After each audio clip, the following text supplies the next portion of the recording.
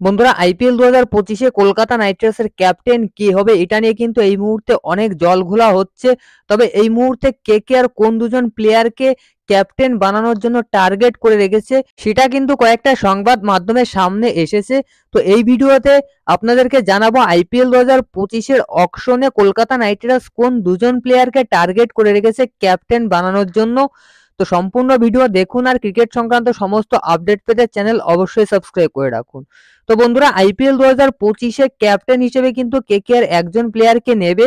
এই মুহূর্তে বেশ কয়েকজন ক্যাপ্টেন কিন্তু অকশনে অ্যাভেলেবেল রয়েছে, যেমন Jos Buttler, Rishabh Pant, Lokesh Rahul, Faf du Plessis, Mitchell Marsh, এরকম কয়েকজন ক্যাপ্টেন কিন্তু আইপিএল 2025-এর মেগা অকশনে অ্যাভেলেবেল রয়েছে।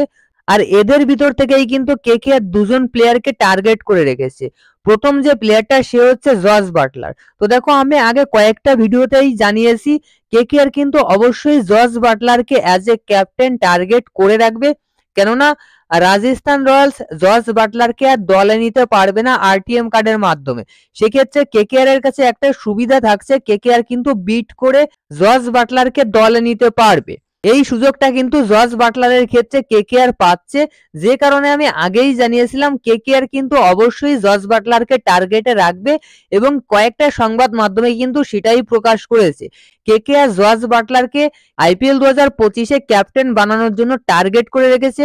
এটা কিন্তু 100% জেনুইন নিউজ। কেকেআর জস বাটলারকে টার্গেটে রেখেছে অকশনে। নেক্সট 2 নম্বর যে প্লেয়ারটাকে কেকেআর ক্যাপ্টেন বানানোর জন্য টার্গেট করে রেখেছে অকশনে সে হচ্ছে লোকেশ রাহুল। তো দেখো লোকেশ রাহুলকেও কিন্তু কেকেআর টার্গেটে রেখেছে, এটাও কিন্তু কয়েকটা সংবাদ মাধ্যমে প্রকাশ করেছে।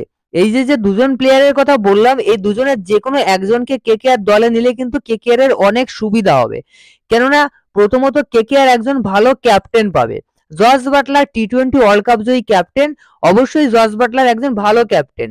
এরপর কেএল রাহুল, তো দেখো কেএল রাহুলও কিন্তু ভালো ক্যাপ্টেন্সি করছে, আইপিএলেও ভালো ক্যাপ্টেন্সি করছে, তারপর ইন্ডিয়ার হয়েও কয়েকটা ম্যাচে ক্যাপ্টেন্সি করেছে, সেখানেও কিন্তু ভালো ক্যাপ্টেন্সি করেছে। তো লোকেশ রাহুল এবং জস বাটলার দুজনই কিন্তু ভালো ক্যাপ্টেন, ভালো উইকেট কিপার এবং ওপেনিং এ কিন্তু তারা ভালো খেলে। তো এই দুজন প্লেয়ারকে কিন্তু কেকেআর ক্যাপ্টেন বানানোর জন্য টার্গেট করে রেখেছে। আর খুব সম্ভবত এই দুজনের থেকে যে কোনো একজন কিন্তু কেকেআর টিমে আসছে আগামী সিজনে।